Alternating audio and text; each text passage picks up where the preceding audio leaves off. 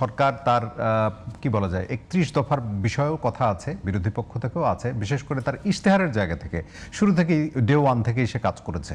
কিন্তু এই যে বিরোধী পক্ষের থেকে যে কথাগুলা এবং বললেন যে কোনো মুহূর্তে এই বিপ্লব কথাটাকে উনি মানে খুব কগনিজেন্সে নিলেন যে হতে পারে, আপনি কি মনে করেন যে সরকার কি রাইট ট্র্যাকে আছে কিনা?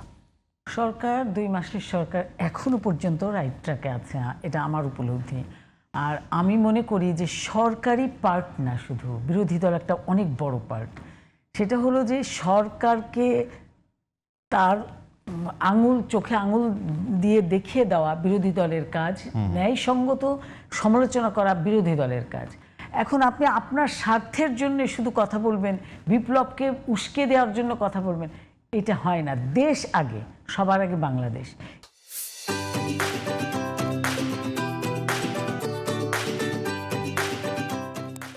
এই উপলব্ধি, আমি আমার দেশকেই যদি ভালো না বাসতে পারি, তো আমি বিরোধী দলের নেতাই কি, সরকারি দলের নেতাই কি, বা আমি মানে কেবল পড়ুয়া ছাত্র, আমার নিজের কামাই নিজের এই জায়গাগুলো আমাদের কঠোর থাকতে হবে। এখন আমি যখনই রাষ্ট্র ক্ষমতায় যাওয়াই একমাত্র উদ্দেশ্য, এটা যদি আমাদের বাংলাদেশের রাজনৈতিক দলগুলার যদি চিন্তাভাবনা থাকে, তো বিপ্লব তো বিপ্লব তো আমরা দেখে এসেছি, মোকাবেলা করে এসেছি, বিপ্লব আমরা ঘটিয়েছি, বিপ্লব করেই তো আজকে এই পর্যন্ত আমরা আসতে পেরেছি। বিপ্লব করেছে বলেই শান্ত আজকে এখানে বসে আছে।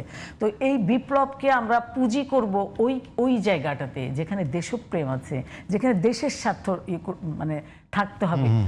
আমরা এটা ফিল করি যে ১৭ বছর গুম খুম যে রাজনীতিটা চলেছিল, যে ফ্যাসিস্ট সরকার যে কাউকেই ঠিক মতো তারা ছাড়া কাউকেই যে ঠিক মতো দাঁড়াতে দেয়নি, বা তারাই রাইট, এই জায়গাগুলো যে করেছিল, আপনি কি মনে করেন যে সকাল মর্নিং শোজ দ্য ডে, সকাল কি তাই মানে বলছে যে মানে এরকম হবে না?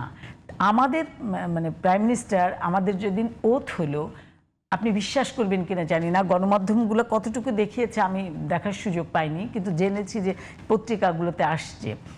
সেটা হলো যে আমাদের সঙ্গে যতটুকু কথা উনি বলেননি, উনি কিন্তু জামাতের যারা এমপি সিলেকশনে এসেছে তাদের সঙ্গে দাঁড়িয়ে উনি কথা বলেছেন। এটা মিন করে যে এই যে সম্মানবোধটা, এটা মিন করে যে প্রত্যেকটা মানুষকে নিয়ে, প্রত্যেকটা যারা এই যে পার্লামেন্টে গেল, প্রত্যেকটা মানুষই মূল্যবান। বাংলাদেশের তৈরি হবে এটা আপনি মনে করছেন না? সারা বাংলাদেশের জনগণের সরকার, এই জনগণের সরকারটি মানে এইবারের সরকার।